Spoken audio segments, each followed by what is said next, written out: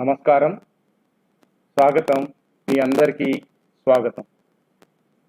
Day 14 క్లెప్ 2 webinar series కార్యక్రమానికి ఫేస్బుక్లోను అలాగే యూట్యూబ్లోను telecast అవుతున్నటువంటి ఈ కార్యక్రమానికి సకల ఉపాధ్యాయులకు ఉపాధ్యాయురాలకు వీక్షకులందరికీ కూడా స్వాగతం, మీకు సుస్వాగతం.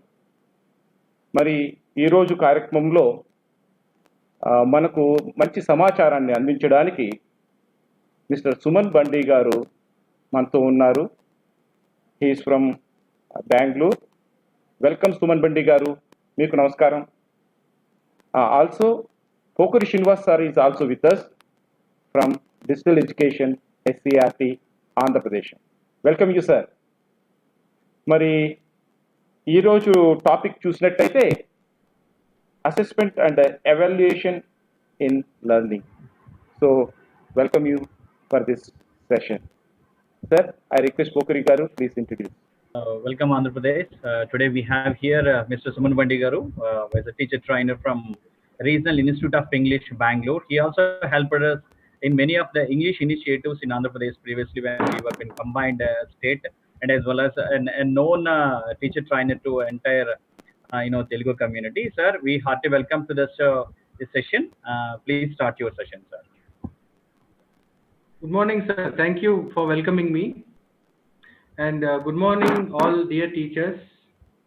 Very happy to see you on this platform again.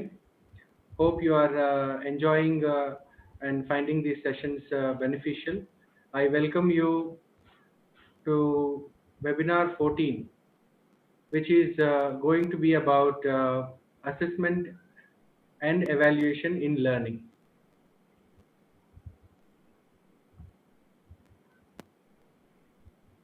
So today's session, as all of you can see, will be about assessment and evaluation in learning.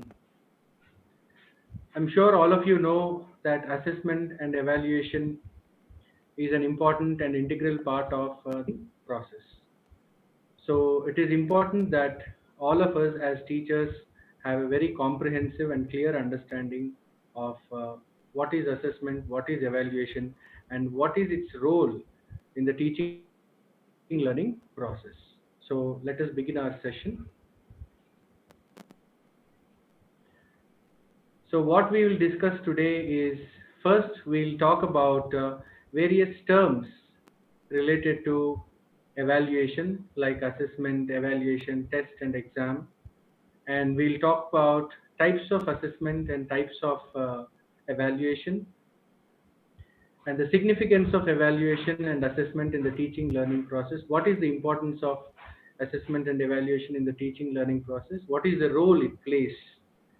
And very importantly, we'll talk about CCE, continuous and comprehensive evaluation, which is very important and compulsory these days in every classroom, and its classroom implications. And finally, we'll talk about the role of reporting and feedback in CC while implementing CC. So this is what we'll learn in today's session. First, evaluation and assessment. So these two words we very often teachers use in an interchangeable manner. Most of us use these words in an interchangeable way. We use them as if they are very close, but then there's a fine difference between evaluation and assessment. So let us look at each of these terms and understand what it means. So as you can see, evaluation is an act of passing judgment upon something or somebody on the basis of set of standards. So this evaluation is a very broad term, and it basically means passing judgment upon something or evaluating something or somebody basis of a set of standards. Now these evaluation can happen basically in two ways: consciously and non-consciously, which means we can do it deliberately with our knowledge. We also sometimes do it instinctively or naturally. So it can be done both the ways. As you can see, according to Bloom, an evaluation can be done in the look of an eye, the way somebody looks in the movement of the body. That is, we assess or evaluate somebody's body language, and also through the way students sit in the class. So this is why evaluation is a very comprehensive word, and it's a very general and broad word.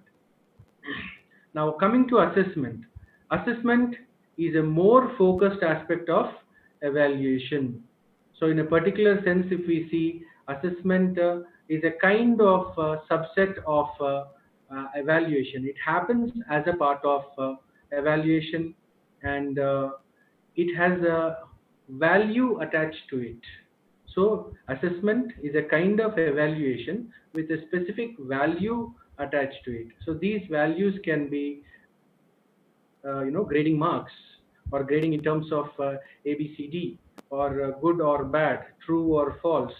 So these kind of values are usually associated with assessment. So gathering information in order to measure something or somebody in terms of a value. So the value is what makes assessment slightly different from evaluation. So usually assessment happens as a part of evaluation. Next, we look at test and exams. So these two are again common words which most of us use interchangeably. Tests means exams, exams means tests. But then there's a slight difference, as we can see. So basically, how do we define test? Test is an instrument we use as a part of evaluation to find out what a student can do or cannot do. So they are usually smaller and can be for a shorter time. So tests can be of different types. You can have a whole set of test paper which has different test items like MCQs, fill in the blank, quizzes. All these kinds of things can be treated as small testlet. So a small test can be called as a testlet. But basically, test, we define it as an instrument we use to find out in the classroom, to find out what student can do or cannot do. Next, examination is like a big test. So thus we can have unit tests, quarterly, half yearly, and final exams, and that is why we normally call them as exams. So even if you analyze the day-to-day usage of these words, normally we refer to small testlets and tests as tests, and quarterly, half yearly, and final exams, which kind of follow a blueprint. We call them as examinations. So this is the fine difference between tests and exams, though we use them interchangeably. And even the daily tests that we conduct, including slip tests or small tests like dictation, etc., these also can be considered under tests. We normally call them as testlets.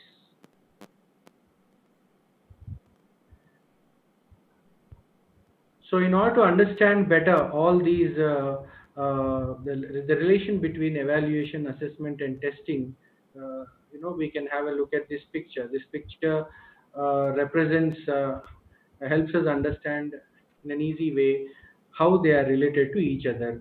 As you can all see, evaluation is the bigger circle. Evaluation is the bigger circle because it is broader in nature, and evaluation, under evaluation, the assessment happens. The next circle, as you can see, the next bigger circle is assessment, and finally testing.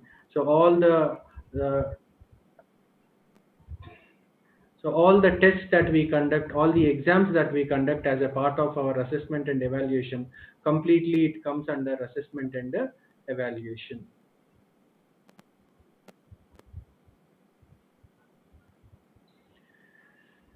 Now, we need to understand the word evaluation. As I have been telling you, it is very general and it has a broad meaning. Does evaluation happen? Does evaluation exist outside formal education? This understanding is very, very important for us, even before we look at the evaluation within the classroom. So, does evaluation happen outside formal education? Definitely yes, it happens all the time. As you can see, We evaluate what we see, what we hear, or what we read. We evaluate the world around us and indicate our likes and dislikes. So whenever we talk about express our likes and dislikes, express our preferences and choices when it comes to different things, we are actually in a way evaluating. And for example, even small children, if you take right from a few months baby, like let's say a 6 month baby or a 10-month baby, have you ever noticed that if a family member goes, somebody familiar goes to the baby, and you try to talk to the baby, and you say hello, or you try to take the baby into your hands, the baby actually responds positively, the baby smiles and responds to you non-verbally. But if you are an unknown person to the baby, and if you try to talk to that baby, the baby actually is worried sometimes. Sometimes baby start crying. So this is one wonderful example for us to understand. This is an example where the baby has evaluated a familiar face with a unfamiliar face. So this is one example for us to understand. Evaluation starts right from the childhood stage. So as human beings, we evaluate continuously on a continuous basis what we see or what we read. As adults, if you take an example, let us say you ask somebody to talk about their preferences or likes or dislikes about something. Let's say if you ask somebody if they would prefer coffee to tea, somebody says, no, I like tea, I prefer tea to coffee. And if you ask them reasons, not everybody will be able to give you reasons. They say, I just like tea, I don't like coffee. Not many will be able to give you proper reasons or logical reasons. So this means these people are not consciously aware of why they like or dislike something, but then there is some criteria that is operating indirectly, unknowingly. You can say non-consciously, or you can say intuitively. So instinctively, intuitively, they know they like something, or why they don't like something. So when it comes to everyday preferences and choices like these, we are evaluating on a constant basis. Sometimes we do it consciously, sometimes we do it non-consciously or intuitively. So this is one kind of evaluation, instinctive evaluation that happens all in our daily lives. Sometimes we are called upon to evaluate and judge actions and performances of others. So this is also something that happens, we often see, but then this is slightly different from the previous kind of evaluation. Like for example, you can say when you go as a judge for a debate competition, or a kind of elocution competition, or the reality shows that you see in the televisions like Indian Idol, Dance Plus. If you notice there, the judges evaluate the performances of the participants, but they don't just do by instinct or evaluation, right? So have you ever seen a judge speak in these shows by saying, yes, you are the winner because I like your performance, or I just feel that you did great? No, they normally evaluate upon some pre-decided criteria, right? So this criteria is followed. With this process is a very deliberate process of evaluation. Next, the third case, as you can see, as parents, relatives, and friends, we often teach children, our peers, and others something or the other. On a daily basis, when we talk and when we meet and when we spend time with people around us, family members, children, especially as parents and relatives, when small children are around us, we try to teach them. For example, let us imagine there's a small baby holding a broomstick, right? The baby is just playing around with the broomstick, and if the mother happens to see that, she'll immediately tell the baby, go ahead, sweep, use the broom and sweep the room. And if the baby is not able to understand, maybe the mother will show through her gestures what she wants the baby to do. Come on, go ahead, put it like this, sweep, yes. And when the baby does it properly, the mother will say, yes, mother cited, or any adult, when we are giving instructions to children, when they do or perform that action, we immediately appreciate them, we hug them, we express a lot of happiness. So this is also kind of evaluation that happens. So all this all this helps us understand that evaluation is a very natural part of our lives. So all the time, whether we are teachers or not, whether we are aware of it or not, all of us are constantly evaluating something or the other. Sometimes deliberately, consciously, sometimes unknowingly, sometimes by applying certain criteria or standards. Sometimes it happens intuitively. So this is why it is important for us to understand that evaluation does exist outside the classroom also. Next, let's talk about evaluation education framework, the framework of education. You know, so before talking about that, I want you to understand one of the objectives that is stated in NCF 2005. So the purpose, as you can read this, you will see the purpose of education is no longer mere transmission of knowledge. This means education. The purpose of education is not just to transfer facts to students. As teachers, we need to develop the potential of their children and help them understand what life is all about. This is what we refer to as holistic education or comprehensive education. So we want children to think, learn, act on their own, and understand it and create new meaning, or they have to construct their own meaning or interpret everything around them in their own way if required. This also can be associated with the constructive paradigm. This comes from the constructive paradigm. So children should be able to construct, not only receive and understand things, but also make their own meaning, construct their own meaning out of what they receive and understand in the classroom. So if such objectives have to be met by education, evaluation also plays a very, very important role. Evaluation has to perform various roles in order to meet such educational objectives. So next, let us understand the various roles of evaluation. So what are the primary roles of evaluation? As you can see, to enable better learning. So this is the most important role of evaluation in the classroom. As we have already said, evaluation is a very integral part of the teaching learning process. So the most important objective of evaluation would be to promote learning, to enhance learning. So evaluation just should not restrict to testing, but it should also go beyond that, not just assessing, but it has to help improve the teaching learning process. This is the most important objective of evaluation in an educational setup.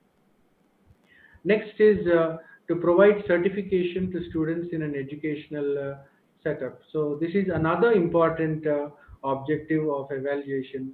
We evaluate students on a constant basis through various tests and exams or assignments or projects, and finally we certify them.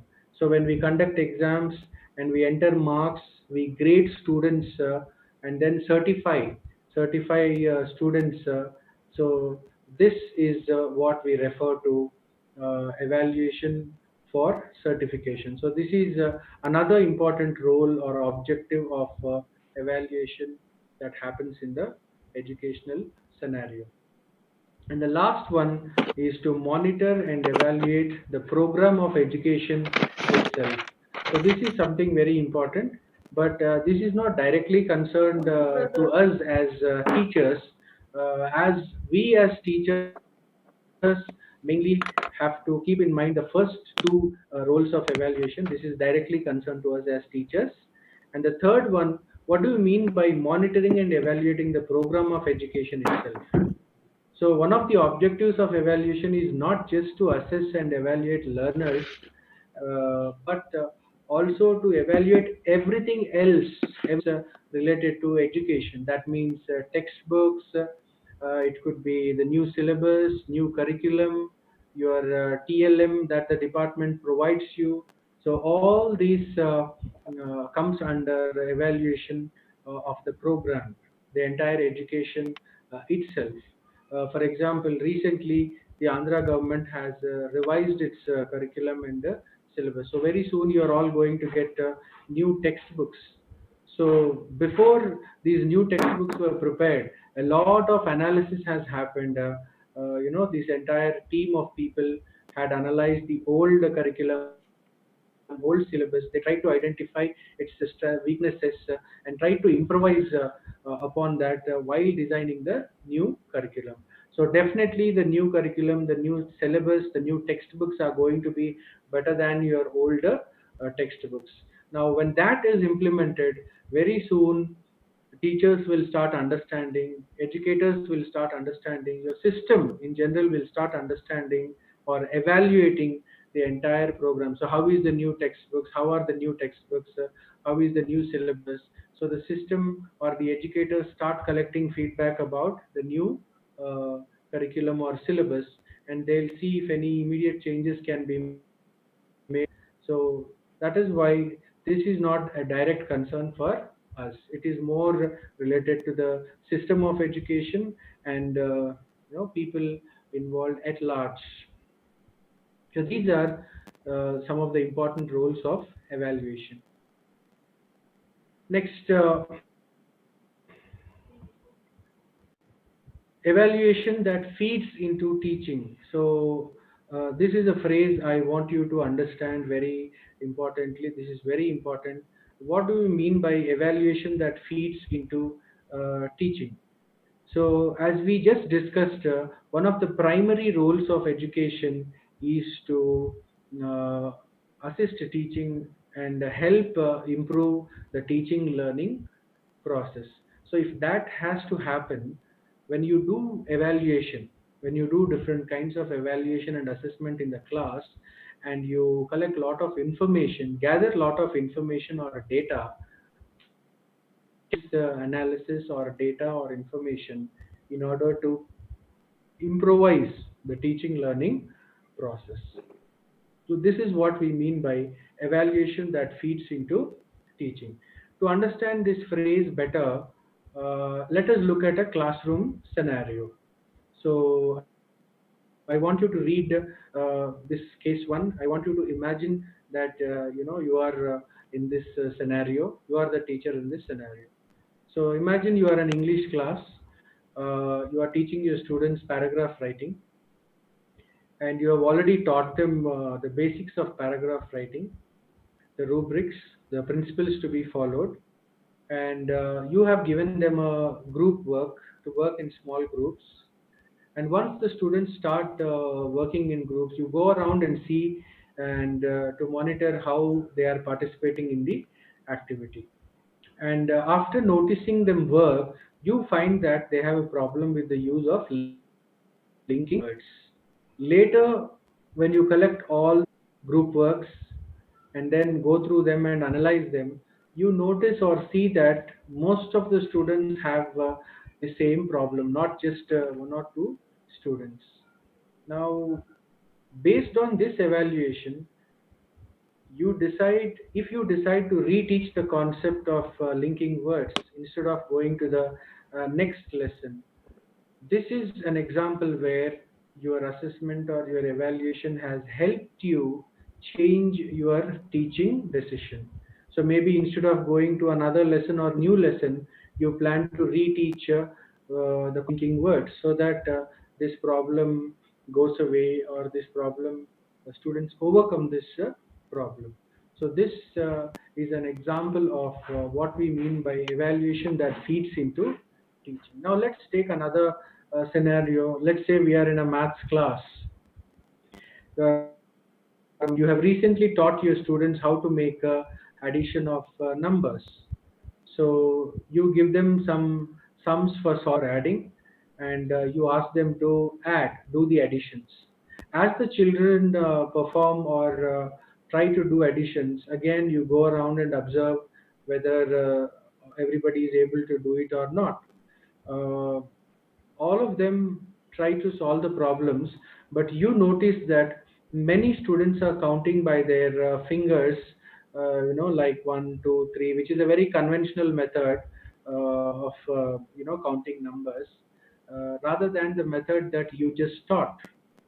So at this point, you stop, you reflect, and you decide to reteach the topic, so that students stop using this conventional method. So this is also a similar example in a maths class where teachers, what teachers have evaluated this, how they have used this for improvising their teaching learning process. So this is what we mean by evaluation that feeds into the end, which means evaluation that enables, or an evaluation that helps improvising the teaching learning process.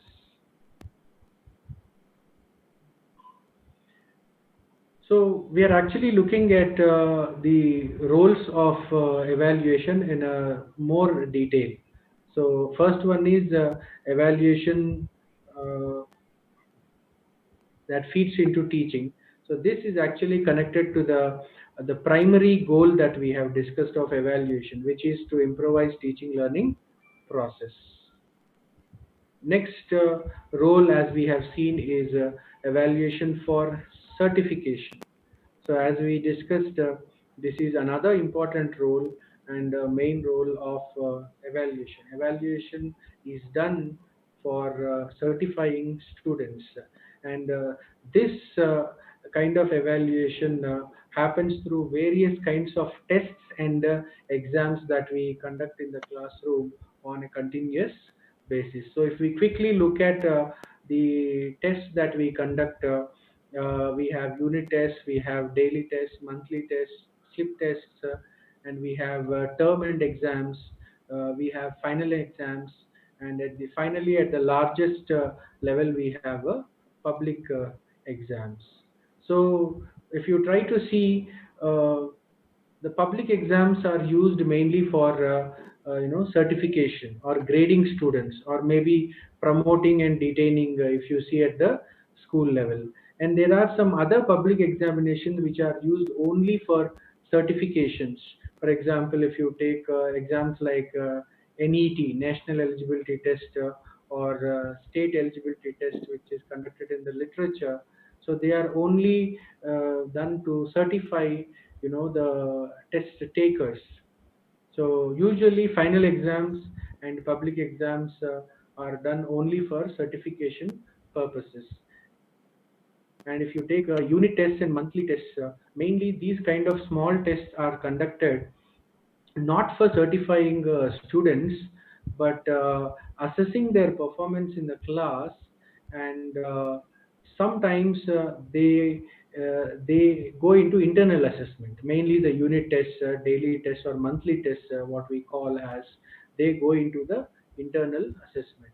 So term and exams, what we normally refer to as quarterly or half yearly, these are conducted in two ways. So in some cases, some setups, the quarterly and half yearly exams are not, they do not follow the pattern of the final. And in some cases, they are modeled after the final exams. So if they are modeled after the final exam, these marks are entered into the report cards. Then we can say that even half yearly and quarterly exams are used for certification, only certification. But as I have told you, this evaluation that happens through tests, also tests and exams, also can be used in order to improvise teaching learning process. So in this context, mainly the daily tests, slip tests, unit tests, or monthly tests play a major role. These are made by the teacher. They are not modeled after any rubrics given by the system. So these tests are usually used for not only for assessing students' performance, but also based on the results, teachers have to take a lot of future decisions, like have the students learned it properly? If they haven't learned, what are the problem areas? So can I go ahead with the next topic, or should I reteach certain concepts in the old lesson? A lot of clarifications, a lot of them can come from assessment or evaluation of unit or monthly tests. So as we can see here, though most of the tests are used for certifying purposes, some tests we actually use for in order to improve our teaching decisions in the classroom, in order to enable or increase the learning from a student's point of view. So in this way, we can conclude that this evaluation, the exams or tests that we mainly conduct for certification, they can be both summative as well as formative. So here we are, I'm sure all of you have at least heard these words. So summative refers to the term end or end assessment, which happens usually at the end of the term or end of the academic year, whereas formative assessment refers to the assessment that happens and the assessment that assists in our teaching learning decisions on a continuous basis. So from among these tests, we can say that final exams, public examinations are usually summative in nature, whereas small tests, testlets, unit tests, term and exams are normally formative in nature. Sometimes we can even use final exams for in a formative way. For example, if you have just finished, if you are a class teacher for 8th class, and after the final exams, after evaluating the scripts, let us say you identify some learning gaps, and then you decide to inform to the class teacher of the ninth standard, because this teacher is going to teach these students in the next year. So if the teacher, as an 8th standard class teacher, if you have identified any gaps, and if you take the effort of recording these observations and try to pass this on to the ninth standard teacher, it will be helpful for the class teacher, to do some bridge course, or to decide whether to reteach certain concepts. Because in the education scenario, everything is connected. Learning is education is a spiral basically. So this is what we refer to evaluation for certification. And with this, so far we have talked about two kinds of evaluation: evaluation for certification, evaluation that enables the teaching learning process. So the same thing can be applied to assessment also. As we know, assessment is actually a part of evaluation. It's an extension of evaluation, but with more specificity. So this actually leads us to assessment of two types. So recently or off late, we talk about assessment of learning and assessment for learning. So as you can see, both these are very similar. The preposition is only different here. So when you look at assessment of learning, what is assessment of learning? So assessment of learning is done only when we assess how much learning has happened, what has been learned. So this mainly refers to what are the students supposed to learn in a particular standard, in a particular unit, in a particular class, or through a particular activity. So what are they supposed to learn? Have they learned it? How far have they learned? So these kind of questions are for learning. So this, we use this in order to gauge or measure the amount of learning that has happened in the classroom. So one example, as you can see, is when you read the assignments or answers of students and only give a grade. You use this only to give a grade or marks, or just to certify, just like evaluation for certification. So this is what we refer to as assessment of learning. So these are two important aspects of assessment which have to compulsorily take place in the class when we say we are assessing our learners as teachers. So the this data we can easily get. This assessment of learning. The data is with any kind of test or exam that we use on a daily basis, on a continuous basis in our classrooms. The next, assessment for learning. So though there's a change, a small change of preposition, there's a lot of difference between these two kinds of assessment. So assessment for learning refers to assessment that is done and it is used for enabling the teaching learning processes. So when you read an assignments or answers by your students, and we only provide feedback on how and what to improve. So when we use this kind of assessment, not to grade or not to assess the student alone, but also to provide feedback on how to improve and what to improve. This is what we as assessment for learning, and this is very very important because the tests and examinations anyways happen in the class. There is no escape for no matter what subject you teach or what kind of school you teach. Conducting tests, conducting exams, conducting slip tests are a part of the system, and these there is no escape for you as teachers from this. But when it comes to assessment for learning, we have to make sure that we use these evaluation and assessments in a productive way, in a positive way, so that we can improvise our teaching and learning processes in the classroom. So in order to understand this assessment for learning better, I suggest all of you to do this simple reflective activity. So I want all of make a note of these questions. Anyways, this video is available later for you to view. So, or you can just take a screenshot from your mobile of these questions, and this is just one activity for us to understand how evaluation or assessment can help us improvise our teaching process or teaching learning process. For example, all of us conduct group activities or pair works in our classrooms. So you start you take and start yourself by asking this question: do I conduct group work in my class? I'm sure most of you or all of you in fact do conduct group work in your classrooms.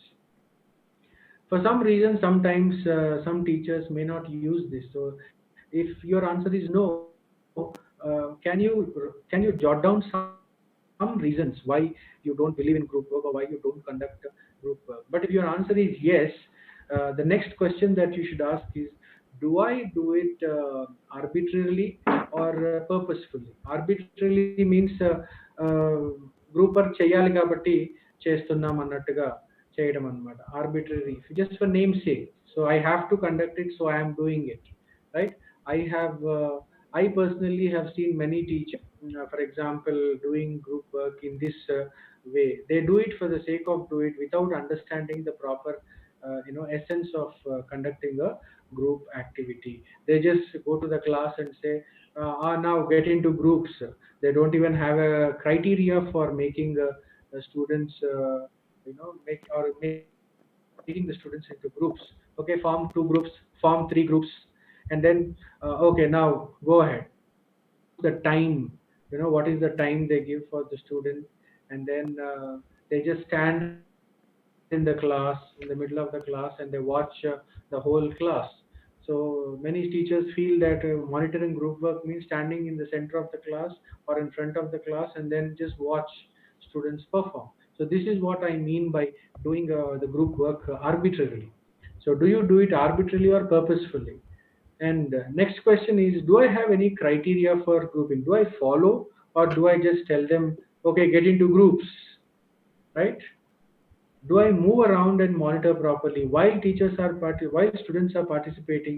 Do I move around the class, go to each group and see whether they are participating properly or not? Do I notice any participation? Are there any students who are not participating in the group work? Usually in every class, when the group work is going on, there will be at least some students who do not participate. So do I notice that? And if I do, what do I do about it? Do I just leave? Do I just leave considering that they are slow learners, they are dullers, right? They don't know how to learn, and just leave them, or do I do something about it? Now, do I give equal opportunity for all group presentations? This is This is again what I have noticed many a times. Teachers give group works. Let's say they have divided into 5 to 6 groups, and they just give time for 1 or 2 groups to present, and then they ignore the other groups. So what about their effort? What about other groups? What about the effort that they have put in? So they feel demotivated.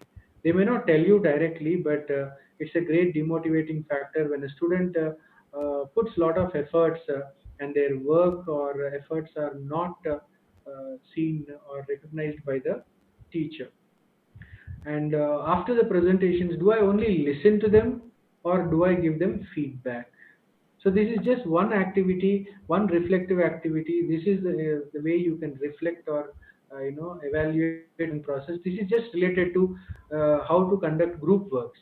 There are so many classroom processes that we follow on a regular basis as teachers. So you can apply, you can do this reflection for all those things. To start with, I would suggest this activity whenever you are free within the next 1 or 2 days. Please do this activity, write down the notes, and see for yourself where you can, improve, or how you can improve, or how this information can help you improvise your decisions in the classroom.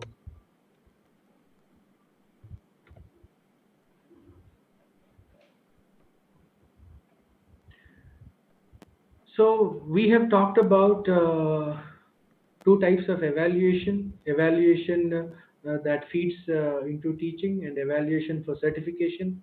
We have talked about two types of assessment: assessment of learning, assessment for learning. Similarly, similar distinction can be made even for the tests. So all the exams, all the tests in our classroom can be broadly categorized into these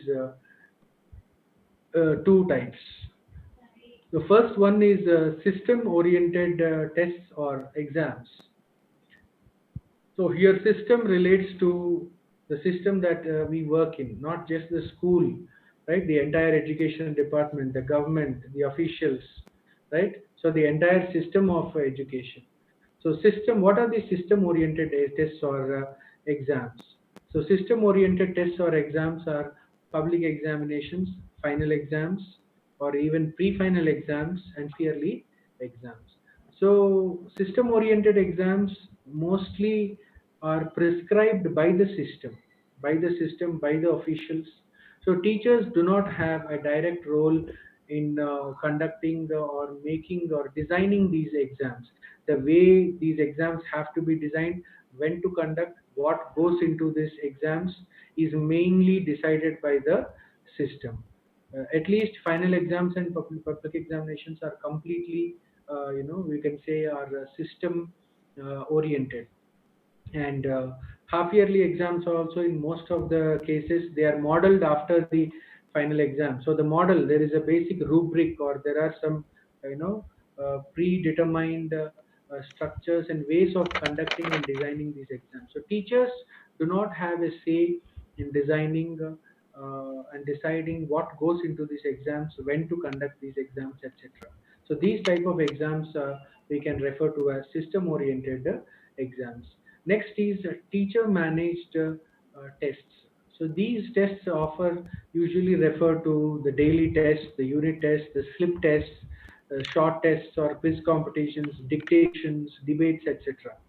So these tests normally do not go into the final grading or certification. So these tests are very much designed by the teacher based on what the teacher has taught.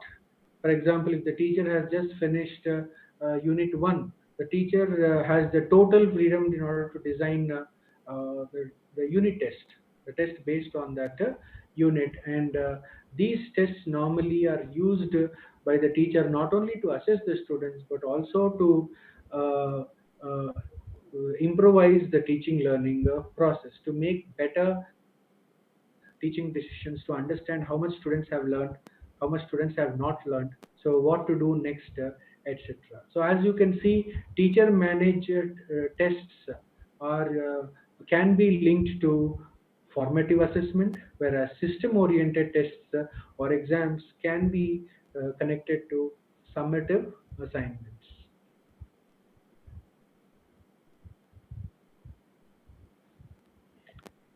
So far we have talked about two types of evaluation, two types of assessment, and two types of exams and tests.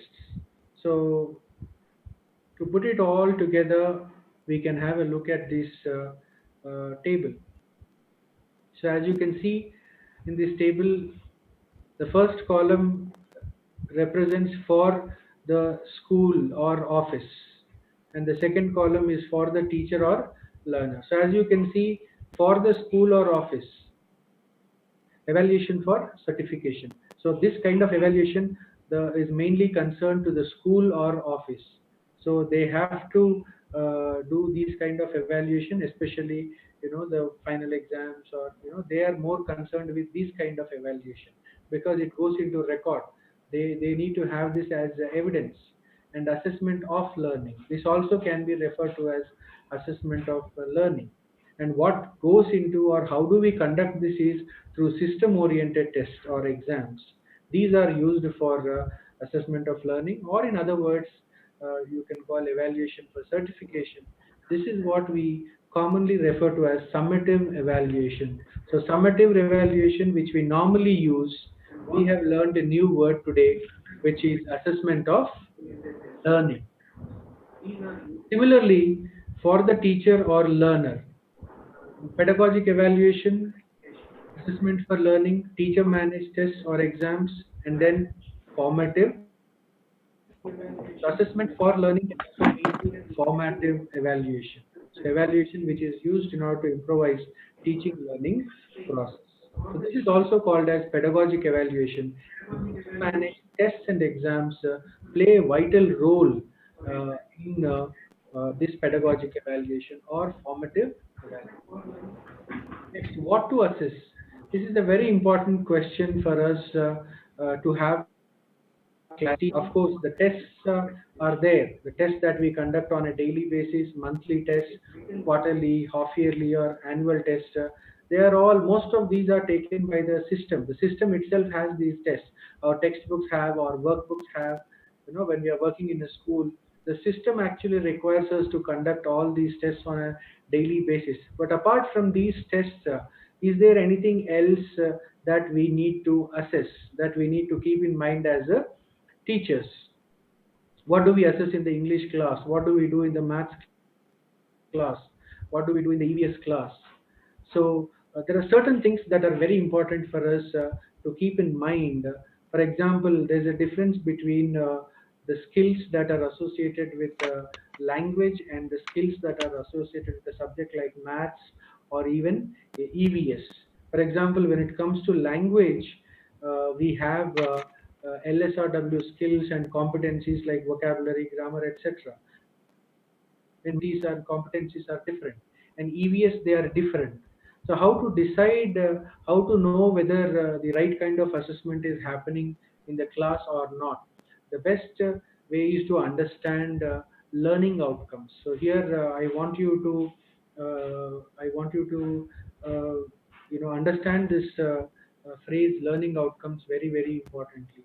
I'm sure as working teachers, all of you have heard what learning outcomes are, and all of you understand what learning outcomes are. But in olden days, earlier days, olden textbooks, learning outcomes used to be mentioned just in the initially in the beginning of the textbook, and then nobody used to bother even to read what those are. But luckily now, in your new curriculum, in your new syllabus, they have taken care to see that learning outcomes are mentioned in every unit, not just at the beginning of the textbook. In every unit, the exercises are associated. Every exercise, in fact, every activity is associated with learning outcomes. So learning outcomes spells out what is the end objective of teaching something or doing an activity in the class. So this is what you need to be aware of very, very clearly, even before you plan teaching a lesson. So these learning outcomes are clearly and separately stated for every class, English class, maths class, EVS class, not only every class, but every unit.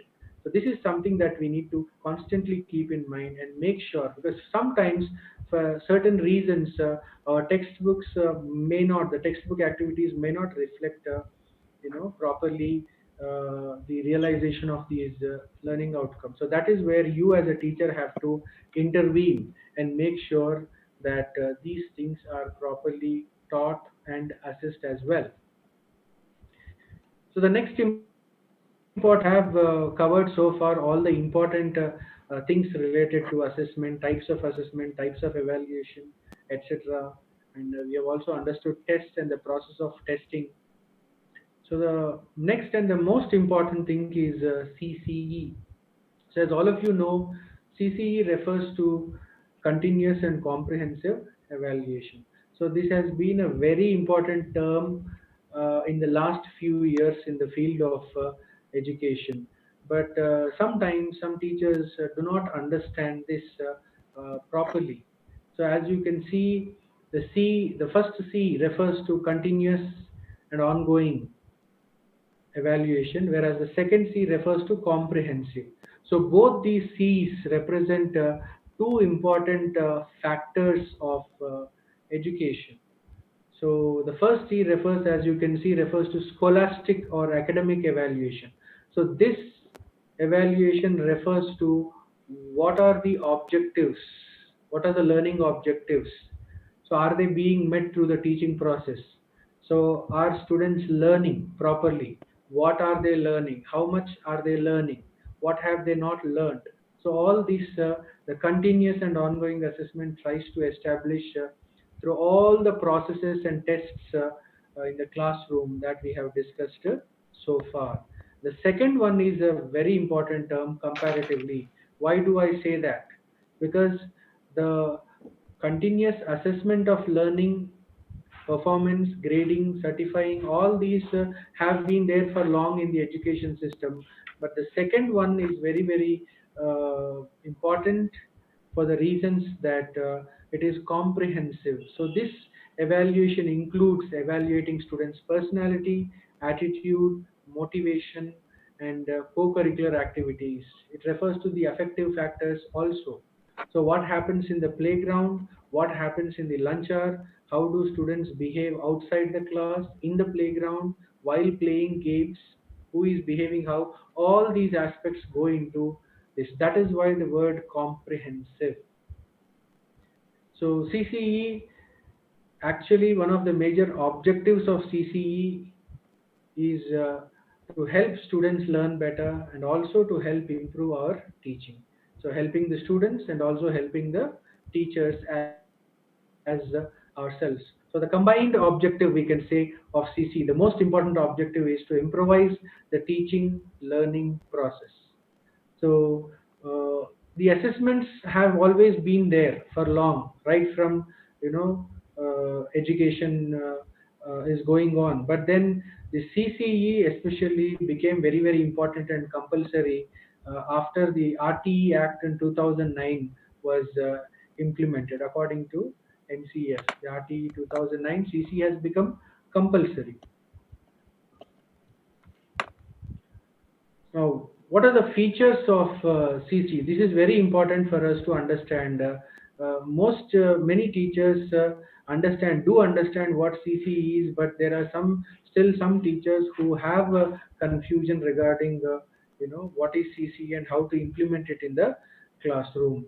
So the most important thing that we need to understand is CCE can only be done by the teacher, that is you, right? When I am a teacher, CCE in that class can be done only by me, because we are the ones who observe our students and make statements about their strengths and weaknesses. So nobody else observes them, so no one can make a statement about our students' strengths and weaknesses. This is a unique space occupied by the teacher, that is you. Nobody can replace this space, or nobody can enjoy this space, not the headmaster, not the other teachers, or not the parents, because you are the one who are constantly observing your students. So observation is a very important aspect of CCE. So it is the evaluation of each of your student as individuals, not as a group, not as a class. That is why you need to individually observe and monitor the progress of students in the class. So one important information, all the important information that we need to implement CCE cannot come from, that is why system oriented tests. So we just discussed what system oriented tests are. So these final exams, public exams, half yearly or term end exams cannot give information that can go into CCE or comprehensive evaluation. It is the constant observation of the teacher. So that is why an important part of CC is the notes that we make and how you use it. Though we observe every day in every class, this observation is going on continuously, we cannot put all that information in our mind. It is impossible, especially because it is individual, right? So it is better to make notes, and this notes plays a very important role in implementing the CC in the classroom. And this is a very important process of implementing CC in the classroom, recording and reporting information. As I have just told you, as teachers, we constantly observe what is happening in our classroom. So what do we observe? What do we make notes of? Or what do we record as a part of implementing CC in the classroom is every class you can make an observation and make notes of or record what happens in the classroom. Now, recording can be done in many ways. Now, especially with technology, the help of technology, there are many ways in which we can record information that happens in the classroom. But simplest in a diary, right? A diary. Sometimes the system may give you kind of format that is to be filled as a part of CCE. Sometimes these formats may be suitable or may not be suitable in the class, because it is just difficult to expect what happens in the classroom. Our classrooms are unique. We are different. Our classroom problems are different. So I personally would suggest, rather than following a prescribed format, you develop your own format depending on the way you teach, the way your learners learn, and what happens in your classroom. So what can go into these notes?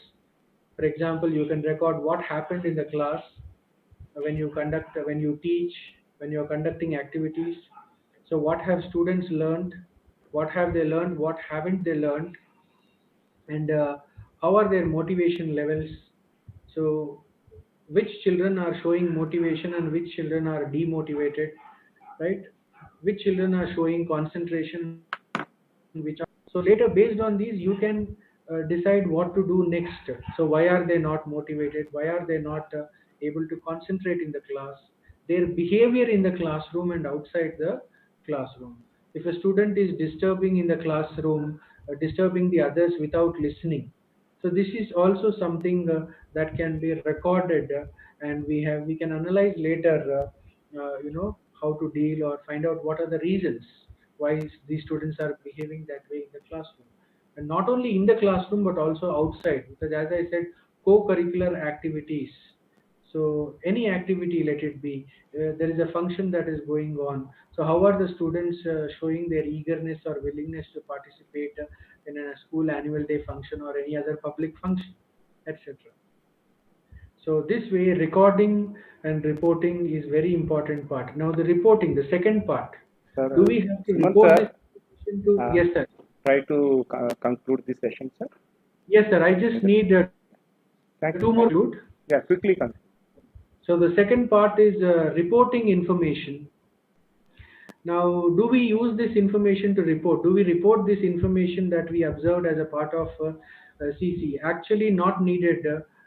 This is not needed to be done officially, but sometimes maybe we may have to inform the school authorities or the principal while talking about the child's performance, or maybe in a parent-teacher meeting, or maybe if you identify some children with learning disabilities. So this information can be used to report and inform the stakeholders who are involved. And last, assessment with feedback. This is something very important. Feedback is a very essential part of all teaching learning process, all classrooms. So the same thing applies to assessment also. Feedback is a very important part of not only teaching learning processes but also every assessment evaluation process as well. So we need to make sure that while teaching, we are giving constantly feedback. In fact, we as teachers do this on a daily basis. Every time we teach in the classroom, we give constant feedback, knowingly or unknowingly, to children. So the only thing is we have to do this deliberately and consciously so that it is better and it can help students and their performance in the classroom. And feedback on homework. Normally, due to the load, due to the overload of teachers normally just put a tick mark in the homework and they don't give any feedback. So this feedback can be given orally or in the written format. You don't have to write long essays as a feedback on homework. You can just write well done, not up to the mark, please look at your spelling, etc.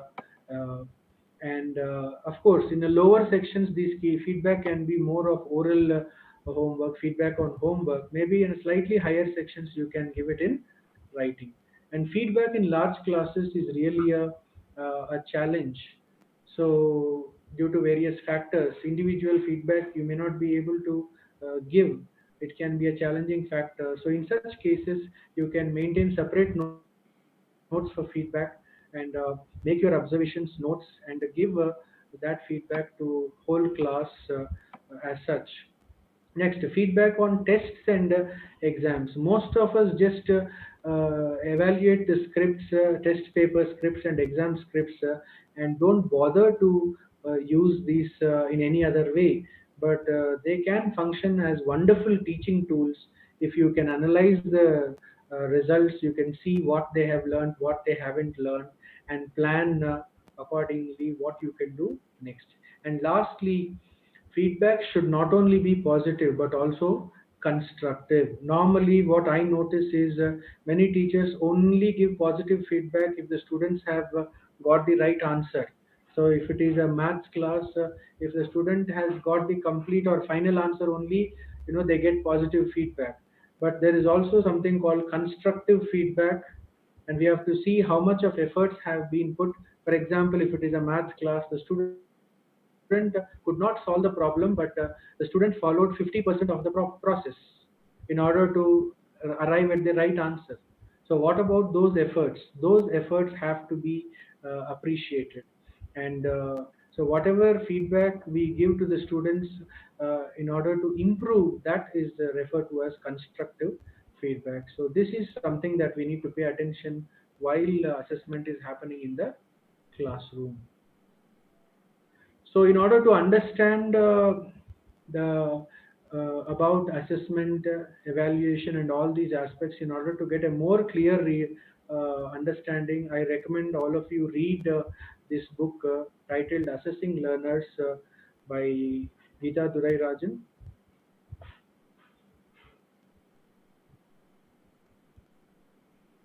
So yeah, this is what this is all about today's session on assessment and evaluation in learning. So hope you found this session useful. Thank you all. Now we'll have question session. Mr. Sridhar, you please ask your question. Sir, hello. Hello. Good morning, sir. Good morning, sir. Yes, It's sir. very nice presentation by you, sir, regarding summative addition. In Andhra Pradesh, we are conducting two types of assessments. One is formative assessment and another one is summative assessment. In formative assessment, we are awarding the grades. It depends upon the students' responses, project works and writing works and flip tests, sir. Yes. But we are facing much problem due to the irregular attendance and parents support. We are facing the problem to award the marks for project works and writing works, sir. Yes. Is there any other modes to conduct the test to assess the children in formative assessment? Already you Sir, said that be brief, sir. Briefly, you can okay. ask. Okay. Already you mentioned that unit test and say a short test, quiz, dictation, and debates to assess the children. Yes, Is sir. there any other modes to assess our children according to the AP's children? Yeah, I mean, yes, sir. I understand your question. You don't have to be specific about AP children. Yes. Children are all across states. Maybe some visible differences will always be there. But according to what you said, if attendance is an issue, yes, that is a very considerable issue because unless the students are in the classroom and they do not participate in the teaching learning processes, it is very difficult to assess. But even let us consider students who attend for some time and then who are not there for the other times. So if children are regularly there in the classroom, no doubt they'll be a part of all the assessment processes that you involve them, right? But if students are irregular, I think morally it would be right to assess them apart from the test, as you said. Even those little times or shorter times when they are there in the classroom, you have only those time frames or whatever has been taught because testing and teaching, I mean, testing and evaluation are directly connected to teaching. You cannot test a student unless he has undergone the classes. So maybe you can think of what are the lessons sessions that he has attended and maybe consider only those aspects. But apart from these formal aspects, as I said, whenever the child is available in the class, you have to observe them personally and make notes. How you make them attend the classes are these are all external factors. They may not come into assessment, but their presence of class in the class is very. Whenever they are there in the class, you need to observe them properly and maybe record and make some notes, and then only based on that you can assess these students. Thank you, sir.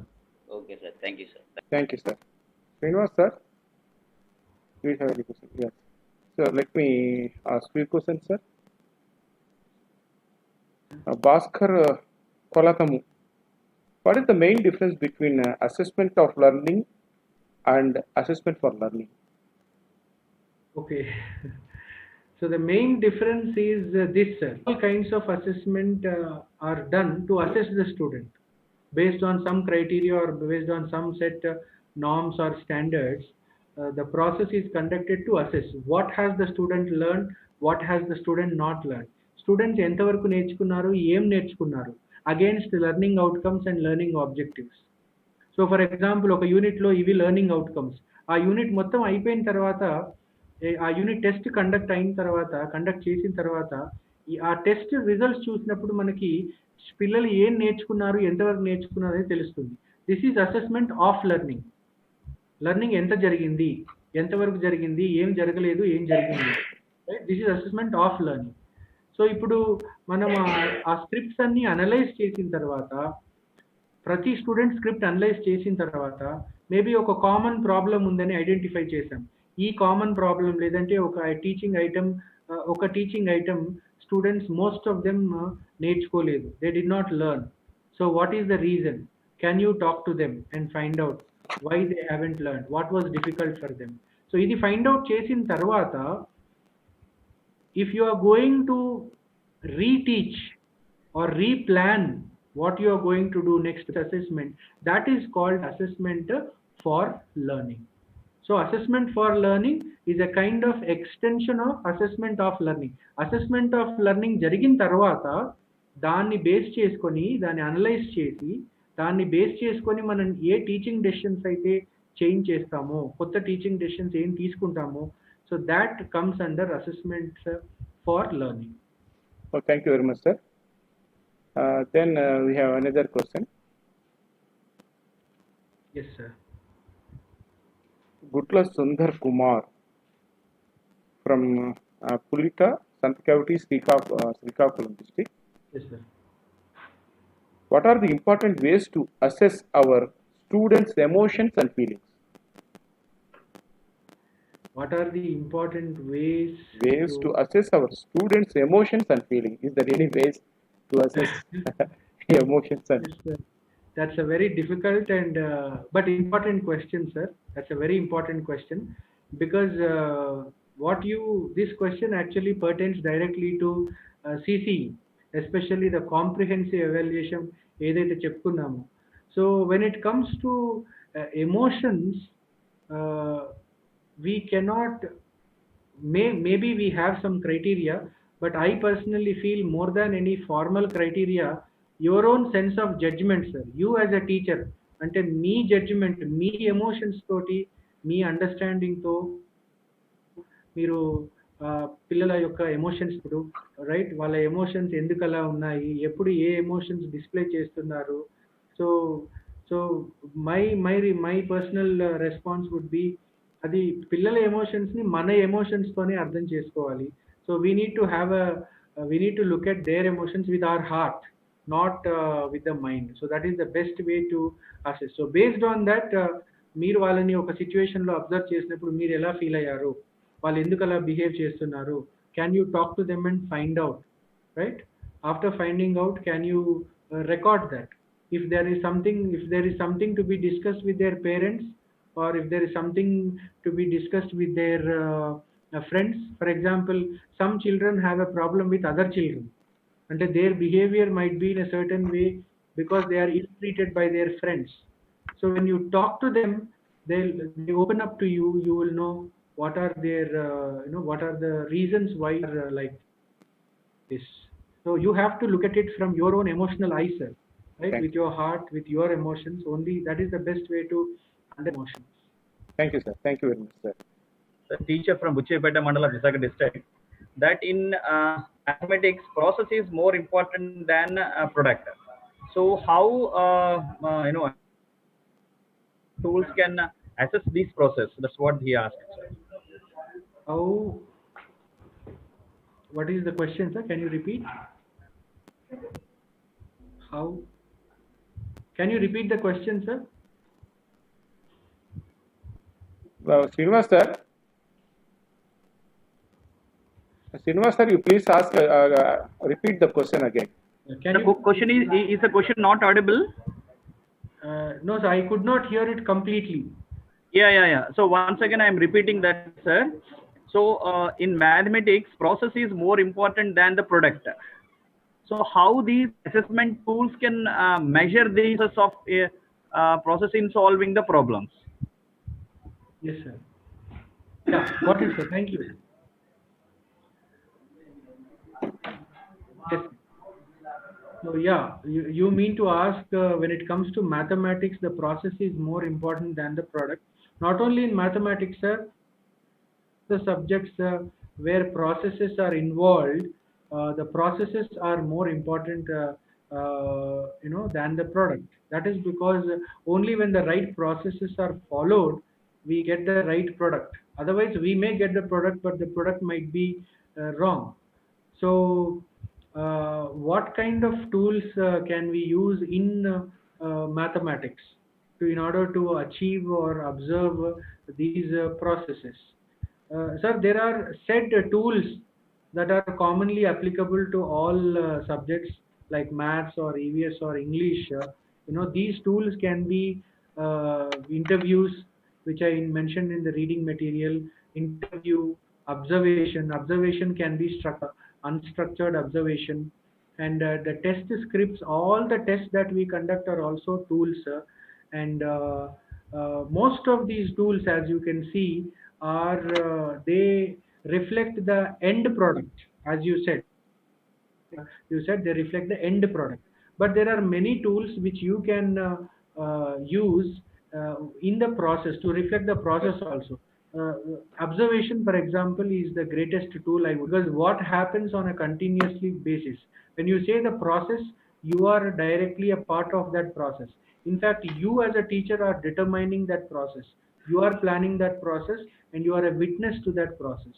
So I would say observation is the greatest tool. Both structured as well as unstructured observations can be used as a part of that tool. Interviews means discussion with students also can be viewed, or you can record these, right, using technology. But whatever it is, recording is also a kind of observation. I would say both well graded students, maybe what he means is within a class, when you have students of varied levels, the way they participate, the way they perform in the classrooms. So when it comes to such classrooms, it is quite challenging to have a kind of uniform assessment, because most of the tests that we design are done, most of the tests that are done in the classroom are designed keeping in mind the average child in mind. But in reality, every class will have average, according to us, every class will have some below average students and some above average students. So when it comes to cases, if there are too many students who are either below or either above average students, we may have to slightly design a kind of different tests, different tests for these students. But as I told you, you cannot help with system managed tests. When it comes to evaluation or summative evaluation, you cannot help much for these students, because this has to be the same for all the students. So maybe in your teacher managed tests that I talk about, like unit tests, slip tests, and small kind of tests, maybe you can make small little variations. So if they are above average students, why don't you give them one or two more challenging problems? If it is English, maybe include one or two questions that are of slightly higher level. If it is below average students, maybe you have to follow these strategies. But of course, these strategies require a lot of additional, provided you are aware these students are there in your classroom, provided you are able to categorize them properly. These additional efforts are required in order to do the assessment properly. Thank you. Thank you very much, sir. Sir, Srinivas sir, do you have any questions? Sir, one more question, sir. That So there is another question. Please, sir. That is, what are the tools that comes under the portfolios? Asked by Madhavi Varigunda. The question is that what are the tools that come portfolios? I don't know if I have understood the question properly, but see, portfolio itself is a tool. Portfolio itself is a tool. Maintaining student portfolio. Portfolio basically refers to all the observation that we do regarding a particular student, right from the beginning of the academic year till the end of the academic year, with each student. That refers to the portfolio of that student. So portfolio itself is a tool, right? It is not that they're the portfolio. So maybe this should be understood properly. Portfolio is a tool. So when we maintain student portfolios and record in continuously in that portfolio, what is happening with that student, what is the student doing. Sometimes adults, if it is students at the higher levels, students maintain their portfolios. If it is lower levels, students maintain the portfolios along with the help. So what goes into this student portfolios is whatever children do, right? The works that they do, and things that they create in the classroom, the materials that they create, the projects that they do. So all that they create as a part of the teaching learning process are documented. So these documents are portfolios. So the teacher, while assessing the students as a part of CCE, these portfolios can be a very important tool in order to measure or assess what is happening with the children. Thank you very much, sir. Thank you very much, sir. We have so many questions, but time is running out. So let me ask one question. GV Mohan, as you know Telugu, I am asking it in Telugu. Fine. ప్రాథమిక స్థాయి విద్యార్థులకు సమాధానాలు తెలిసినప్పటికీ ప్రశ్నపత్రం చదివి అర్థం చేసుకోకపోవడంలో ఇబ్బంది పడుతున్నారు. అటువంటి వాళ్ళు ఎలా ఎవాల్యుయేట్ చేయాలి? గణితం, ఇంగ్లీష్ విషయంలో ఈ సమస్య ఎదుర్కొంటుంది. Though they know the answer, but they are unable to.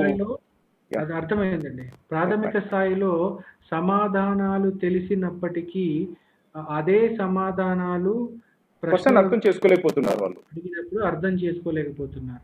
So if I have understood your question rightly sir, my thinking is, ఇప్పుడు సమాధానాలు తెలియడం అనేది ఆ సమాధానాలు ఏ ప్రశ్నలకి తెలుసు వాళ్ళకి, అంటే ఆ సమాధానాలు ఏ విషయాల గురించి తెలుసు, ఆ విషయాలు క్లాస్లో పాఠాలు చెప్పబడ్డ విషయాలకు సంబంధించినవా, లేకపోతే ఆ సమాధానాలు వాళ్ళ జనరల్ నాలెడ్జ్తో వాళ్ళకి తెలుసా, వాళ్ళ పరిసరాల నుంచి వాళ్ళ ఎన్విరాన్మెంట్ నుంచి అర్థం చేసుకున్నటువంటి విషయాల గురించా. సో ఏదైనా కానివ్వండి, వాళ్ళకి తెలిసి అదే సమాధానాలు అదే విషయాల గురించి ప్రశ్నలు అడిగినప్పుడు వాళ్ళకు సమాధానాలు రాయలేకపోతున్నారు అన్నప్పుడు నాకు తెలిసి 2 పాసిబిలిటీస్ ఉంటాయి సార్. ఒకటి,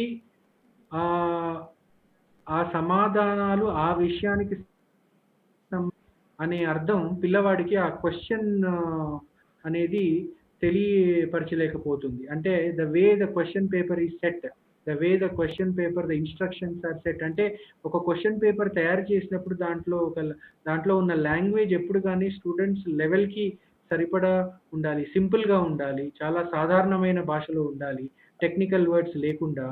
so this is one aspect. So ఇది ఒక అంశం అయి ఉండొచ్చండి, ఒక రీజన్ అయి ఉండొచ్చండి ఆ ప్రాబ్లం. ఇంకొకటి ఏంటంటే మేబీ ఆ క్లాస్ రూమ్, అంటే తరగతి గదిలో మనం ఫాలో అయ్యే టీచింగ్ విధానంలో ఏమైనా తేడాలు ఉన్నా కానీ ఈ ప్రాబ్లం అయి ఉండొచ్చు. అంటే ఆ స్టూడెంట్కి భాషని చదవడం, అంటే ఒక క్వశ్చన్ చదివి ఆ క్వశ్చన్కి ఆన్సర్ ఇది, దో ఆన్సర్ నాకు తెలిసినా తను రిలేట్ చేసుకోలేకపోతున్నాడు అంటే ఆ అర్థం చేసుకోలేనంత basic reading and understanding ability or రైటింగ్కి లేదు, ఆ స్టేజ్కి ఇంకా ఆ స్టూడెంట్ రాలేదు అని అర్థం. సో ఈ రెండిట్లో ఏదైనా ఒక రీజన్ అయి ఉంటుంది sir. Ya, very nicely answer sir. Yes. ఇక ఇలాంటి రిలవెంట్ క్వశ్చన్ ఇంకోటి ఉంది మన దగ్గర. సో ఆ క్వశ్చన్ ఏంటంటే, students they know the answer but they are unable to put on the paper. In such cases, how can we assign marks to them? Mary Madhuri from Muppudi is asking that. This is a very common problem, and a very similar question related to the previous question.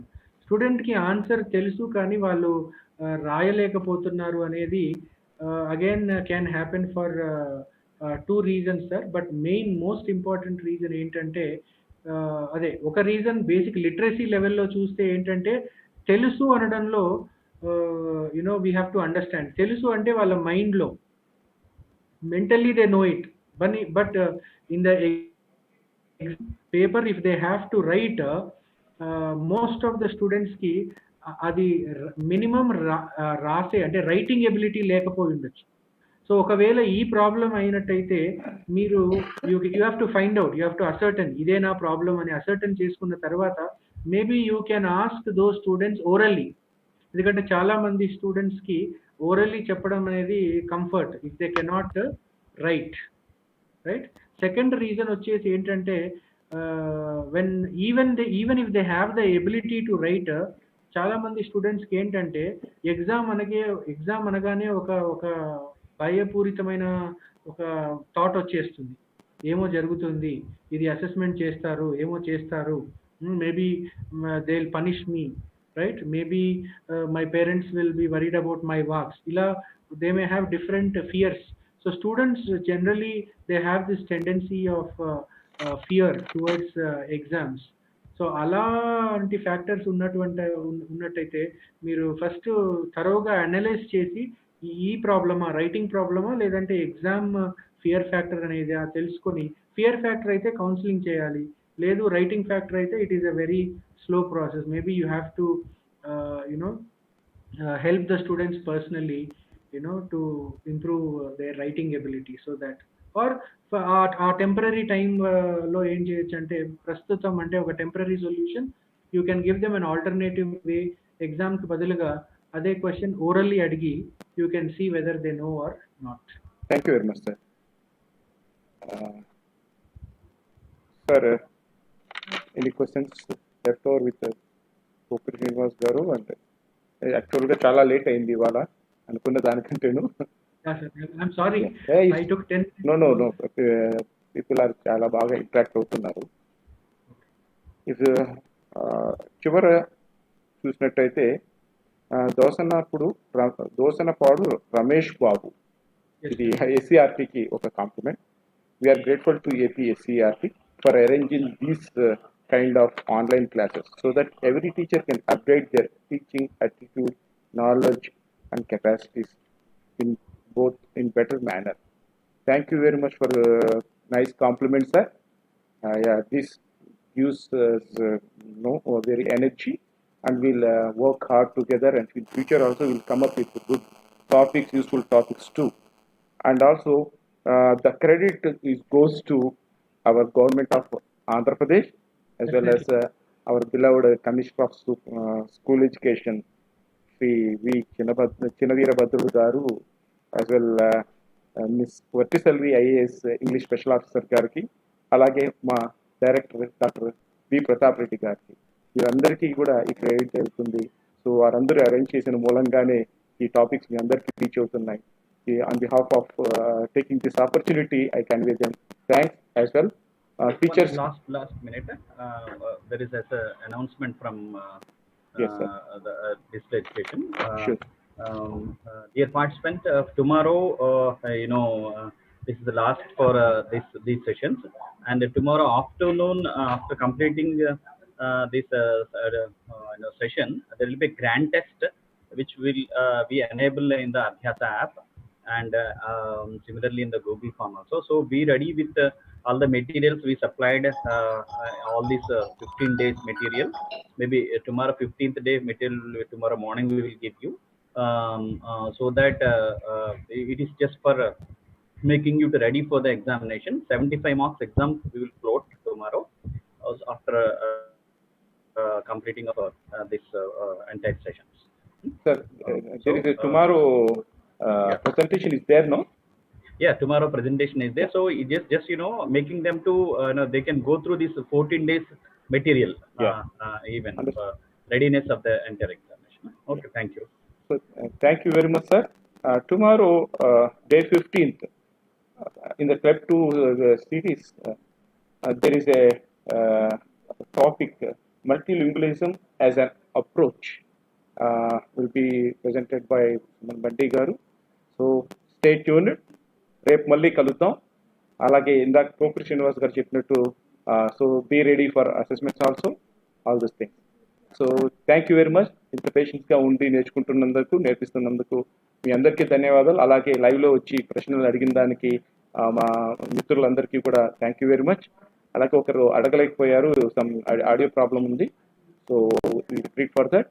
అలాగే సుమన్ బండి sir, really amazing good presentation sir. మంచి అందరికి assessment అనేది part of learning process and teaching process కాబట్టి మంచి టాపిక్ని మీరు cover చేశారు చాలా చక్కగా.